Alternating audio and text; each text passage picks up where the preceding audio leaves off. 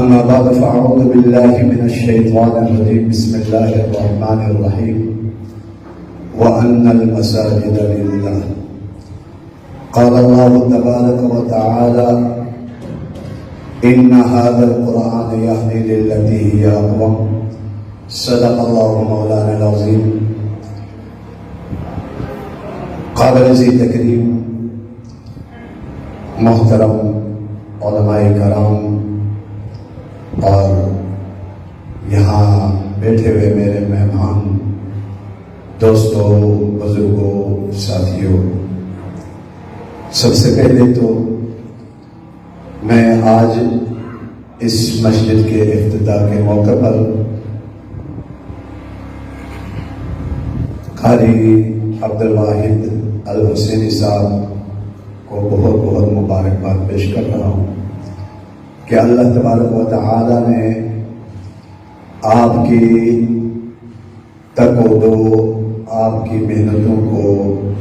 پائے تکمیل تک پہنچایا ہے، اور مزید دعا ہے اللہ تبارک و تعالی اس گلشن کو سدا بہار رکھے، اس گلشن سے دین کی فضائیں بلند فرمائے۔ اصل محترم بھائیوں، دوستوں، مساجد اللہ تبارک و تعالی کے گھر ہیں اور ان کی اہمیت کتنی عظیم اور بلند بالا ہے، اس سے محسوس ہوتا ہے، معلوم ہوتا ہے کہ خلاق عالم نے سب سے پہلے اس کائنات میں سب سے پہلے اللہ کا گھر کعبۃ اللہ شریف تعمیر کروایا، اور میرے اور آپ کے پیارے محبوب علیہ السلام نے جب ہجرت کی، ہجرت کے بعد سب سے پہلے کام مسجد قباء اصحاب پیغمبر کا مرکز رہا، اور وہ مرکز کی تعمیر کی، جس تعمیر میں رسالت مآب صلی اللہ علیہ وآلہ وسلم نے بنفس نفیس اس میں مزدور کا بھی کام کیا اور مستری کا بھی کام کیا۔ پھر اس کے بعد رسالت مآب صلی اللہ علیہ وآلہ وسلم نے مسجد نبوی کی تعمیر شروع کی تھی۔ مسجد نبوی کی تعمیر میں بھی اصحاب پیغمبر آقا علیہ السلام نے اسی مسجد کو اپنا مرکز بنایا، اور جس مرکز سے رسالت مآب صلی اللہ علیہ وآلہ وسلم نے اعلاء کلمت اللہ کا آغاز کیا، آقا علیہ السلام نے جو مدرسے کی بنیاد رکھی، آقا علیہ السلام نے اصحاب پیغمبر کو جو تعمیر یعنی ان کی ذہنی اور اخلاقی تربیت کی، رسالت مآب صلی اللہ علیہ وآلہ وسلم نے پکے مکانات کی اور دنیا کو سمیٹنے کی تعلیم نہیں دی، بلکہ رسالت مآب صلی اللہ علیہ وآلہ وسلم نے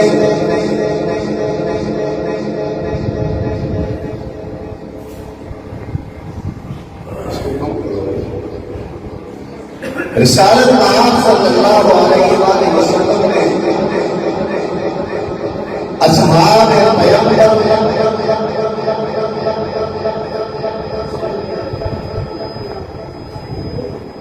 اصحاب پیغمبر رضوان اللہ تعالی علیہم اجمعین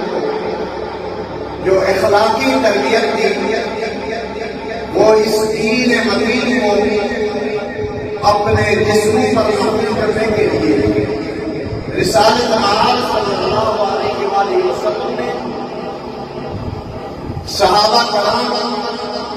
رضوان اللہ تعالی علیہم اجمعین وہ عظیم جماعت جس جماعت کی تعلیم اور تربیت کی رسالت مآب صلی اللہ علیہ وآلہ وسلم نے اصحاب پیغمبر کے دلوں کے اندر بے وصف فرمایا، مسجد کی اہمیت اور مسجد کا تقدس۔ مسجد کیا ہے؟ زمانہ قدیم میں، اس سے پہلے آپ دیکھ رہے کہ کہیں بھی ہمارے آبا و اجداد کی طرف دیکھیں، اپنے بزرگوں کی طرف دیکھیں، جہاں کہیں بھی کوئی مہمان چلے جاتا تو مہمان سب سے پہلے یہی سوال کرتا، اپنے میزبان سے سوال یہ کرتا کہ آپ کے یہاں مسجد میں، آپ کے محلے میں کوئی مسجد قریب ہے؟ تو وہ کہتے مسجد قریب ہے، تو وہ پھر اپنے میزبان سے یہ کہتے کہ جناب آپ کے یہاں قرآن کریم کے صحیفے مل جائیں گے، قرآن کریم مل جائے گا جس سے میں تلاوت کر لوں؟ تو اگر میزبان کہتا قرآن بھی میسر آ جائے گا، مسجد بھی میسر آئے گی، مسجد بھی قریب ہے، قرآن کریم کے صحائف بھی مسجد میں ہیں، تو وہ خوش ہو جاتے، الحمدللہ، اپنے زبان سے بے ساختہ کہتے الحمدللہ۔ ولیکن جو دنیا ترقی کی طرف چل پڑی تو ابھی اس موجودہ دور میں کیا ہوتا ہے، جہاں کہیں بھی مہمان جاتا ہے، مہمان سب سے پہلے یہ پوچھتا ہے جناب آپ کے گھر میں، اس زمانے میں قرآن کا پوچھا کرتے تھے، آج کہتے ہیں آپ کے گھر میں چارجر ہے؟ کیا پوچھتے ہیں؟ بیٹری کو چارج کرنے کے لیے چارجر ہے؟ پھر وہ جب کہتے ہیں کہ چارجر مل جائے گا، وہ تو کہتے ہیں، پھر سوال کرتے ہیں یہاں وائی فائی ہے؟ اگر وہ بھی میسر ہے تو جناب اعلیٰ وہ خوش خرم ہو جاتے ہیں کہ آج میرے اور آپ کے اذہان کو اس طرف یہ شیطانی وسواس نے ہمیں اس طرف مبذول کر لیا، تو یہ مساجد اور مدارس میرے اور آپ کی تعلیمی اور تربیتی مراکز ہیں، جن مراکز سے میرے اور آپ کی روحانی تربیت ہوتی ہے۔ اگر اس روحانی تربیت میں اگر یہ مساجد اور مدارس نہیں ہوتے، واللہ العظیم مسجد کے محراب میں کھڑا ہوں، میں قسم کھا کر کہتا ہوں، اگر یہ اس پرفتن دور میں مساجد اور مدارس نہ ہوں تو یقین مانے ہم بے دین ہو کر، ہماری نسلیں بے دین ہو کر مر جائیں۔ لیکن آج میں اور آپ کہتے ہیں مساجد والوں نے کیا کیا ہے، مدارس والوں نے کیا کیا ہے، مدارس کا کیا کردار ہے، مساجد کا کردار کیا ہے۔ آج کل عرض کے اندر دیکھ رہے ہیں، ایک طرف افغانستان کی سرزمین آپ کو نظر آ رہی ہے، جس سرزمین کو دیکھ کر دیا گیا، وہی مدارس والوں نے وہاں کا نظام سنبھالا، ساری دنیا کی طاقتیں ایک طرف ہو گئی، لیکن ان مساجد میں تربیت پانے والوں نے، جن کے سر میں دستار تھی، جن کے ٹخنوں سے شلوار اوپر تھی، آج قرے عرض کے اندر بے دین لوگ ان کو دیکھ کر حیران ہو جاتے ہیں کہ ارے یہ تو ہم تو ان کو کہتے تھے تنگ دست لوگ ہیں، یہ مدارس والے، یہ مساجد والے، انہوں نے تو ساری دنیا کو پیچھے چھوڑ دیا، دنیا کے ترقی پذیر ممالک کو پیچھے چھوڑ دیا، دنیا والوں کے پاس سر و سامان تھا، دنیا والوں کے پاس بہت کچھ تھا، لیکن انہوں نے یہ سر میں دستار سجا کر انہوں نے میدان عمل میں قال اللہ اور قال رسول کی صدائیں بلند کرنے کے لیے وہ جب میدان عمل میں ادھر آ گئے، انہوں نے کہا کہ ہم سودا بازی نہیں چاہتے، ہم کسی قسم کی سودا بازی ہم ماننے کے لیے تیار نہیں ہے۔ انہوں نے ملا عمر کو دیکھ تو کر دیا، انہوں نے بڑے بڑے اکابرین کو پاتالوں کے نیچے اتار دیا، لیکن انہوں نے کسی قسم کی سودا بازی نہیں کیا۔ آج دنیا میں وہ طالبان آپ کو نظر آ رہے ہیں، وہ مساجد سے فارغ ہونے والے تھے، وہی انہی مدارس میں فارغ ہونے والے تھے، یہاں ہی سے تربیت پانے والے تھے، ان کے پاس سر و سامان نہیں تھا، ان کے پاس ساز و سامان نہیں تھا، لیکن کیا تھا؟ کلام اللہ ان کے ہاتھ میں ہوا کرتا تھا۔ اللہ کے کلام کو چھوڑتے تھے نہیں، اللہ کے کلام کو چھوڑتے نہیں تھے۔ اللہ کی دین کی طرف جب بلایا جاتا وہ اللہ اکبر کہہ کر صدائیں بلند کر دیتے تھے۔ آج وہی طالبان کفر والوں کو چلنے چلوانے پر آج مجبور ہو گئے۔ محترم بھائیوں، آج یہ مدارس اور مساجد، آج دنیا میں دیکھیں مدارس اور مساجد روحانی تربیت کرتے ہیں، اور جن کے گھروں میں یہ روحانی تربیت نہیں ہوتی، آج دیکھیں ان کے حالت کیا ہے۔ ایک دفعہ میرے پاس ایک خاتون آ گئی، واللہ العظیم ثم اللہ العظیم، اللہ کے گھر میں بیٹھا ہوں، ضعیف العمر ہے، ضعیف العمر عورت ہے، جس کی کمر بھی جھک گئی ہے۔ صبح جمعے کا دن تھا، وہ میرے پاس اپنے مٹھی میں بال لے کر آ گئی۔ میں نے ان سے پوچھا، اماں جی یہ کیا لے کر آئی ہے؟ وہ رو رو کر کہہ رہی ہے کہ میرے بیٹے نے مجھے آج اپنے گھر کے اندر میرے بابو کے اوپر ہاتھ ڈال کر مجھے مار پیٹ کر میرے بابو کو نوچتا رہا، اور میرے یہ بال میرے ہاتھ میں ہیں، میں یہ بابو کو لے کر آپ کے دربار میں حاضر ہو گئی ہوں۔ میں نے کہا، اماں جی میرے پاس کیوں آ گئی، کس بنا پر آ گئی؟ کہنے لگی، آپ کا قریب علاقہ ہے، میں نے آپ کا نام سنا تھا،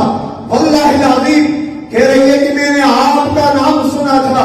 مجھے کسی نے راستہ بتایا کہ آپ نے ان کے پاس جا کر کہنا ہے وہ اولاد کو تعلیم و تربیت دے دے، ان اولاد کی تربیت ہو جائے جو اللہ اور رسول کی صلاحوں کو چھوڑ کر غیروں کے پیچھے لگ چکے ہیں۔ آج میرے بیٹے کی تربیت نہ ہونے کی وجہ سے آج میرے ساتھ یہ حشر ہو گیا، آج میرے ساتھ یہ حشر ہو گیا۔ اسی طرح بے شمار، ایک کیا بے شمار مرد حضرات آتے ہیں کہ میرے بیٹے نے آج مجھے دروازے سے دھتکار کر باہر نکال دیا۔ محترم بھائیوں، یہ مدارس، یہ اگر مساجد نہیں ہوتے ہم سب کی نسلیں بے دین ہو جاتی۔ یہ مدارس کا، اگر ان مدارس والوں کے پاس، آج ان اکابرین کے پاس، یہ چمکتے ہوئے چہروں کے پاس اگر آپ نہیں آئیں گے تو آپ کے پاس دین کیسے آئے گا؟ دین خود آپ کے پاس نہیں آئے گا۔ آپ کو جب پیاس لگتی ہے تو آپ پانی کے پاس جاتے ہیں، ساری زندگی اگر آپ پانی کے پاس نہیں جائیں گے، آپ تڑپتے رہیں گے، تو آپ کے پاس پانی کسی صورت میں نہیں آئے گا۔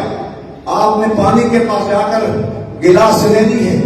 آپ نے نل کو کھولنا ہے، آپ نے پانی استعمال کرنا ہے۔ جب آپ پانی کے پاس نہیں جائیں گے،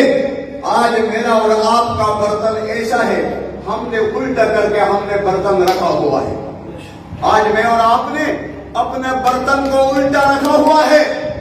اگر ساری زندگی اوپر سے پانی آتا رہے گا کچھ میسر؟ ہم نے یہ دل کا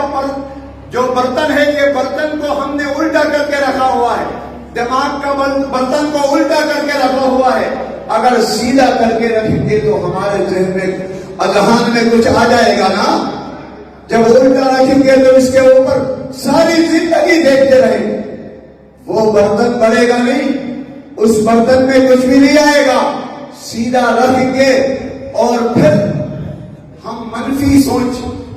جو رکھ رہے نا کہ ایسا نہیں ہونا چاہیے تھا، ایسا ایک زمانہ ایسا تھا کہ ہمارا دور میں، یہاں تو میرے ساتھ کے شاگرد صاحب ہیں، قاری عبد الرحمان صاحب دامت برکاتہم العالیہ، یہ حضرات ہیں، ہمارا دور ایسا تھا کہ مسجد اور مدرسے میں اگر ہمارا علاقے سے، بالخصوص ہمارا علاقے سے کوئی طالب علم آ جاتا تو کہتے